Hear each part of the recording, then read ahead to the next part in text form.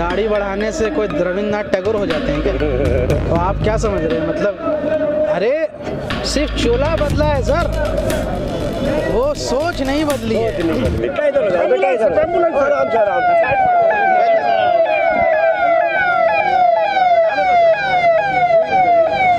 ये कंटिन्यू करो।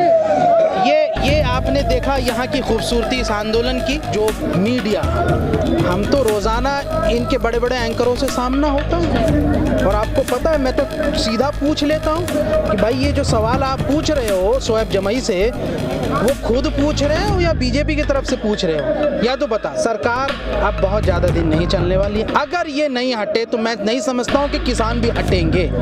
अब की बार तो आरिया पार की लड़ाई है, मैं जहाँ तक समझ पा रहा हूँ, जो जज्बा है, जो जोश है। नमस्कार, बहुजन टीवी पे आपका स्वागत है। मैं हूं आपके साथ प्राची। आज हम दूसरे दिन गाजीपुर बॉर्डर पर मौजूद हैं। फिलहाल हमारे साथ शोएब जी मौजूद हैं। आप इन्हें टीवी के चर्चित चेहरे हैं, आप इन्हें देखते रहते हैं, लेकिन आज हम इनसे खास बातचीत करेंगे किसान आंदोलन को लेकर के। बात बहुत स्पष्ट तौर पर समझ लीजिए जी कि जब सरकार या जो पार्टी सत्ता में चंद पूंजीपतियों के मदद से आती है, चंद पूंजीपतियों के इशारे पर काम करती है, तो वो सरकार कभी भी जन सरोकार से जुड़े हुए मुद्दे, चाहे किसानों के हों, युवाओं के हों, महिलाओं के हों या देश के जवानों के हों, उसको कोई फर्क, कोई परवाह नहीं है उसकी, ठीक है ना? उसको कोई फर्क नहीं पड़ता है। वो सब पे लाठियां चलवा देंगे, सब पे गोलियां चलवा देंगे। वो यहाँ तक कि देश के जवानों और देश के सैनिकों को भी गद्दार और देशद्रोही साबित कर देंगे अगर आप उनके खिलाफ आवाज उठाएंगे तो। ये मानसिकता आप समझिए, क्योंकि उनको सिर्फ फर्क ये पड़ता है कि जो पूंजीपति दोस्त उसको पार्टी को चंदा देते हैं, जो उसको विधायक को खरीदने में जो पैसा लगाते हैं, जो चुनाव लड़ने में 300 400 करोड़ रुपए का जो डोनेशन देते हैं, उन पूंजीपतियों के बिजनेस को डेवलप करने के लिए, उनके विकास के लिए जो बिल जरूरी होगा वो लाएंगे।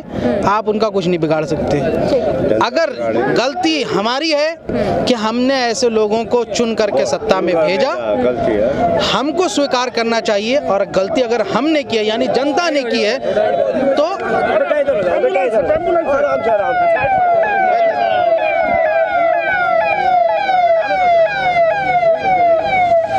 कंटिन्यू करो। ये आपने देखा यहाँ की खूबसूरती इस आंदोलन की। और इससे पहले भी ऐसे ही था कि जब कोई एम्बुलेंस जा रही हो या इमरजेंसी मेडिकल सर्विसेज की चीज़ें जाती हो तो किसान, यही पहचान है, यही खूबसूरती इस आंदोलन की कि वो रास्ता बना देते हैं। आपने इनको खालिस्तानी कह दिया, आपने इनको आतंकी कह दिया। खालिस्तानी कहने का मतलब है कि वो पाकिस्तान से जोड़ रहे हैं, आप समझिए इनडायरेक्टली आप, क्योंकि सिख कम्युनिटी है ना बहुत ज़्यादा, तो उनको पाकिस्तानी डायरेक्ट बोल तो नहीं सकते, मुसलमान होते तो बोल देते, आप समझिए, लेकिन वो इनडायरेक्टली बोल रहे हैं, आप समझिए इस बात। और फिर आपके जो भाजपा का एक निहायत बेशरम और बदतमीज जो वो सांसद है, वो किसानों को गाली दे रहा है। मैं वो शब्द कह भी नहीं सकता इसमें, कोई भी नाम लो उसका, क्या बात है, वो शब्द में कह भी नहीं सकता। तो ये एक निर्दयी सरकार है, ये एक बेशर्म सरकार है जिसको कोई फर्क नहीं पड़ता कि कौन हमारा विरोध कर रहा है। कल को ये युवा, जो बेरोजगार युवा है ना, जो परेशान है घरों में आज, जिनके बिजनेस तबाह हो गए, जो 18 करोड़ जो नौकरियां गई हैं अनप्लान्ड लॉकडाउन, अगर वो भी कल सड़कों पर आ जाएं और सरकार का विरोध करने लगे ना, उन युवाओं को भी ये देश विरोधी साबित कर देंगे। आप इस बात को समझिए। मैं मानसिकता पिछले 2 सालों से समझाता आ रहा हूँ। पूरे हिंदुस्तान का कोई ऐसा बड़ा मीडिया चैनल नहीं होगा जिसमें शोएब जमई को लोग नहीं देखते होंगे। करोड़ों लोग देखते हैं मुझे। मैं रोज यही कहता हूँ कि तुम मेरे चेहरे मत देखो, तुम मेरा पहनावा मत देखो। मैं बता रहा हूँ आपको कि ये सिर्फ हमको डिमोनाइज नहीं करते हैं या किसी एक संप्रदाय या जाति को डिमोनाइज नहीं करते। जो भी इनके खिलाफ खड़ा होगा, चाहे तुम किसान हो, जवान हो, वो इनको डिमोनाइज करेंगे। तो जब इस तरह की चीज़ें हो रही हों तो फिर जनता को ये समझना चाहिए। आज भी एक बहुत बड़ा वर्ग देश में ये समझता है कि अरे ये तो किसानों का सिर्फ आंदोलन है, 2 स्टेट 3 स्टेट में। अरे यार, किसानों का आंदोलन सिर्फ नहीं है, ये आम आदमी से जुड़ा मुद्दा है। मुझे आप बताइए, मैं आप लोगों से बड़ा लॉजिकल, आप भी पढ़ी लिखी है, मैं भी जामिया में सीनियर रिसर्चर हूँ कैंसर बायोलॉजी में, तो हम इस बात को हम लोग समझते हैं। और जन अधिकार पार्टी के राष्ट्रीय प्रवक्ता होने के नाते एक बात मैं पूछना चाहता हूँ कि जो पूंजीपति लोग, सिर्फ अंबानी अडानी ही क्यों, उससे छोटे छोटे भी और भी बड़े बड़े पूंजीपति हैं, वो भी जब मंडियों को आएंगे, निजीकरण करेंगे, भंडारण उनका बढ़ेगा, तो जो भंडार वो अपना बनाएंगे और उसमें जो चीज़ें जमा करेंगे, जमाखोरी करेंगे, तो क्या एसेंशियल कमोडिटीज़ के दाम बढ़ेंगे नहीं बढ़ेंगे? बढ़ेंगे। मंडियों के जरिए से जिन दामों को नियंत्रण सरकार करती थी, वो नियंत्रण अब प्राइवेट हाथों में जाएगा। ठीक इसको ये समझिए कि जब रेलवेज को जब सरकार चला रही थी तो 5 रुपये प्लेटफॉर्म का टिकट लगता था, आज प्राइवेट हाथों में है 75 रुपये का टिकट लगता है। एयरपोर्ट्स को जब सरकार चला रही थी तो जितने यहाँ से एयरपोर्ट्स के टैक्सेस लगते थे टिकटों में, आज सीधा अडानी एयरपोर्ट्स बनते ही वो 43% इंक्रीज कर गया है टैक्सेस। तो ठीक इसी तरीके से जो है मंडियों को कंट्रोल करेंगे। जब मंडियाँ कंट्रोल होगी तो आपका गेहूँ, चावल, आलू, प्याज, जो आम आदमी की ज़रूरत है ना, उस सब के दाम बेतहाशा बढ़ेंगे। और फिर ये क्या कहेंगे पता है? सरकार कहेगी जी ये तो मार्केट बढ़ रही है। जब तुमने यूपीए की सरकार थी, जब तेल के दाम बढ़ रहे थे तो तुमने कहा कि सरकार की जिम्मेदारी होती है उसको तेल का दाम कम करना, आप सब्सिडी दीजिए, जनता को क्यों परेशान करते हैं। आज जब आप सत्ता में हैं तो आप ये कहते हैं कि चूंकि इंटरनेशनल क्रूड के मार्केट में रेट बढ़ते हैं तो आप कहते हैं कि हम भी बढ़ा रहे हैं। जब आप उसका बढ़ने में लॉजिक देते हैं तो जब इंटरनेशनल क्रूड के मार्केट जब घट रहे थे रेट, तो आपने क्यों नहीं घटाया? आप घटाने के बजाय टैक्स का स्लैब इतना बढ़ा दिया। लोगों को बेवकूफ समझते हैं क्या? नहीं चला रही है, बिजनेस चला रही है सरकार। बेवकूफ समझते हैं क्या? आप मुझे बताइए कि हिंदुस्तान के लाखों किसान होंगे जो ट्रैक्टर से खरीदते, करोड़ों मैं कह सकता हूं उसको, ठीक है, जो ट्रैक्टर से हल जोड़ते हैं, खेत जोतते हैं, वो चलाते हैं, पंप चलाते हैं, मोटर चलाते हैं पानियों के लिए, वो बिना डीजल के चलता है क्या? जब डीजल 80 रुपया हो जाता है, 85 रुपया हो जाता है, तो आपने किसानों को तो सीधा यहाँ से बर्बाद कर दिया ना। वो किसान, उसका जो डीजल में जो आपने इतना दाम बढ़ा दिया बेतहाशा, वो उसकी लागत में ही तो जाएगा। लागत तो आप बढ़वाते जा रहे हो और एमएसपी की गारंटी नहीं देते हो कि औने पौने दाम में खरीदें अंबानी और अडानी और ये पूंजीपति, और फिर वो सुपरमार्केट में जा कर के 2 रुपये किलो का भुट्टा और 5 रुपये किलो का भुट्टा जो है वो 85 रुपये का हो जाता है। यही कर रहे हैं। आप इस बात को समझिए। मैंने हमेशा कहा कि जात पात धर्म संप्रदाय के नाम पर लोगों को बांटती हैं सरकारें ताकि ये कमज़ोर हो जाएं, इनकी आवाज़ें कमज़ोर हो जाए। आज मैं आया हूँ ना, अब ये कहेंगे मीडिया वाले कि देखो तुम्हारे आंदोलन में तो शोएब जमाई आ गया, उसका क्या काम है? उसका काम ये है कि वो विपक्ष का नेता है, और अगर विपक्ष जनता से जुड़े हुए मुद्दे में लोगों के साथ, युवाओं के साथ नहीं खड़ी रहेगी, किसानों के साथ नहीं खड़ी रहेगी, महिलाओं के साथ नहीं खड़ी रहेगी, तो किसके साथ खड़े रहेगी? आपने देखा नहीं? अरे जब बेटियों को उन्होंने बदचलन कह दिया, जिन बेटियों के साथ बलात्कार हुआ और उनके पार्टी के लोग अगर उसमें शामिल थे तो उन्होंने बेटियों को भी बदचलन कह दिया, तो क्या नहीं कह सकते? इस बात को समझिए। बस इतना जान लीजिए कि सरकार अब बहुत ज़्यादा दिन नहीं चलने वाली है। अगर ये नहीं हटे तो मैं नहीं समझता हूँ कि किसान भी हटेंगे। अब की बार तो आरिया पार की लड़ाई है, मैं जहाँ तक समझ पा रहा हूँ, जो जज्बा है, जो जोश है। लेकिन जो मीडिया, हम तो रोज़ाना इनके बड़े बड़े एंकरों से सामना होता है, और आपको पता है मैं तो सीधा पूछ लेता हूँ कि भाई ये जो सवाल आप पूछ रहे हो शोएब जमाई से, वो खुद पूछ रहे हो या बीजेपी की तरफ से पूछ रहे हो, या तो बता दो। तो इनको लगता है बुरा, लेकिन बात सच्चाई है, कड़वी होती है कि आप क्यों बांट रहे हैं लोगों को?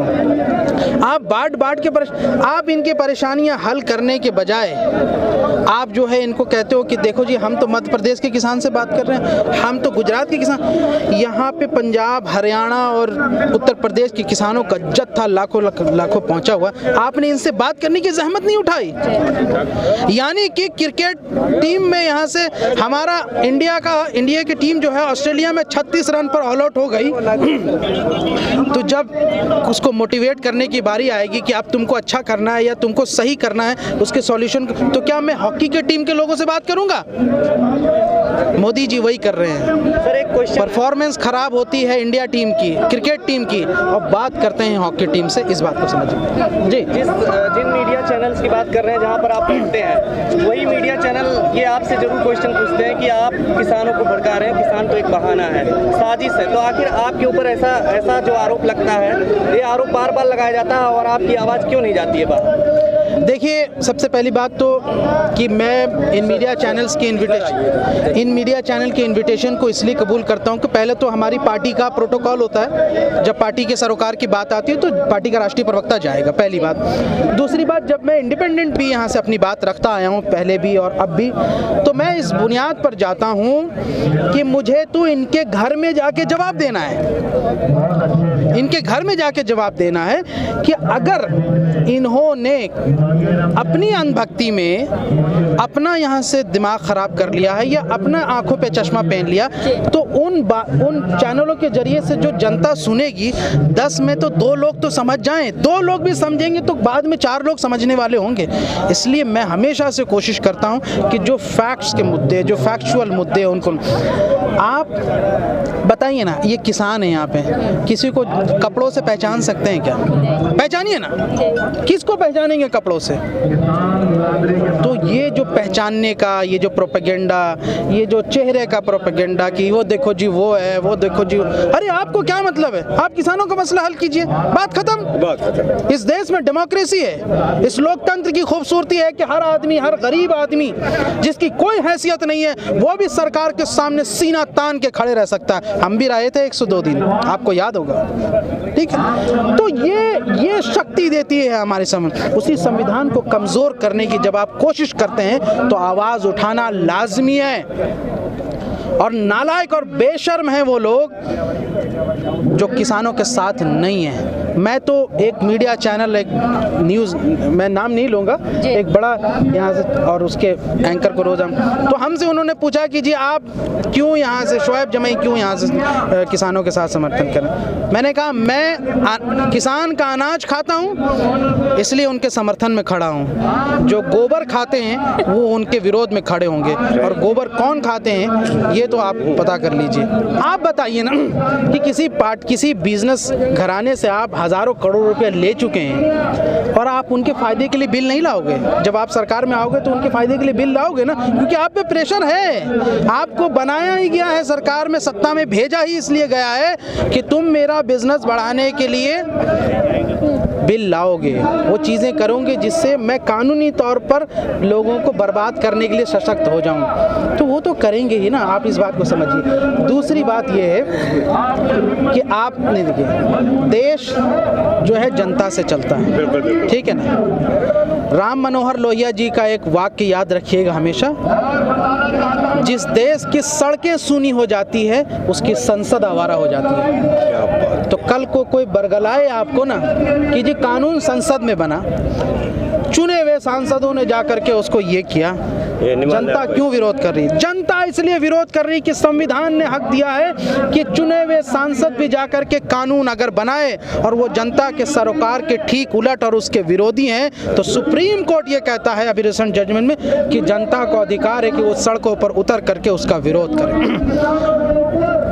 अन्ना आंदोलन के समय में आप भी तो सब थे, मैं भी था। जेपी आंदोलन में सब हुए, इमरजेंसी के खिलाफ आप आंदोलन कर सकते हैं। 2014 से पहले रोजाना चूड़ी लेकर के पहुंच जाते हैं वहां संसद में, और गैस सिलेंडर लेकर के यहां से नौटंकी करने, हम उसको नौटंकी कहें अब? लेकिन आज जब विपक्ष के लोग और विपक्ष के कुछ भी जो भी दल जो भी कर पा रहे हैं, ठीक है ना, वो अगर साथ होते हैं तो उनको कहते हैं कि ये तो नौटंकी कर रहे हैं। नौटंकी करने का मौका क्यों देते हैं आप? किसानों की बात सुन लीजिए, कोई नौटंकी नहीं करेगा। मैं तो बस इतना ही कहना चाहता हूँ, देश के लोगों से कहता हूँ कि आप देश के वास्ते, भारत माता के वास्ते, इस हिंदुस्तान के वास्ते, इस खूबसूरत मुल्क, इस मिट्टी के वास्ते आप अपने आप को अपने भाइयों से मत बांटिए। यही वो मुल्क है जहाँ साहिल और सुशील दोनों एक ही आंगन में पले बड़े, और सुशील की माँ जो है ना, साहिल को बेटा समझती है आज भी, लेकिन सुशील और साहिल एक दूसरे को शक की निगाह से देखने लगे हैं। ये किया किया है आज नहीं, इसको मत होने दीजिए। दाढ़ी बढ़ाने से कोई रविंद्रनाथ टैगोर हो जाते हैं क्या? तो आप क्या समझ रहे हैं? मतलब अरे सिर्फ चोला बदला है सर, वो सोच नहीं बदली है। क्या बात कही, वो सोच नहीं बदली है। एक जवान, क्या बात, एक जवान जो देश का फौजी, बॉर्डर पे सिपाही, क्योंकि मेरा छोटा भाई सैफुल इस्लाम भी देश की सेवा में बॉर्डर पर खड़ा, मेरा अपना छोटा भाई। हमेशा लोग मुझसे पूछते हैं ना, हम या फिर टीवी चैनल पे पूछते हैं, कोई मुस्लिम चेहरा हो तो पूछते हैं कि तुम अपनी देशभक्ति साबित करो। अरे हम देशभक्ति साबित करें, हम ये साबित करें कि मेरा छोटा भाई अगर उसको फ़ोन पे हमको ये रहता है कि कब क्या खबर आ जाए, और तेज बहादुर देश का जवान उसने अपने खाने की शिकायत के एक ऊपर वीडियो बनाई, उसको देश विरोधी साबित करके उसको नौकरी से निकाल दिया, आज भी प्रताड़ित कर रहा है। तो आप समझिए ना जी, आप समझिए इस बात को। इस सरकार ने ये किया कि एक बाप को अपने बेटे से लड़ा दिया। सिंगू बॉर्डर पर वही मार्मिक दृश्य आपने देखा होगा, जब एक किसान जो आया है, वो किसान यहाँ से कह रहा है कि जो सामने जो ये जवान है, जो ये पुलिस वाला है, जो डंडा लेके हम पे बरसा रहा, वो मेरा बेटा है जी। तो तुमने किसानों और जवानों को लड़ा दिया, तो अब और क्या बचा? मैं बस अब आप जो हमारे किसान भाई जो असल में हैं, वो सारा, मैं तो सिर्फ एक ही बात कहूँगा, जय जवान, जय किसान, जय भारत।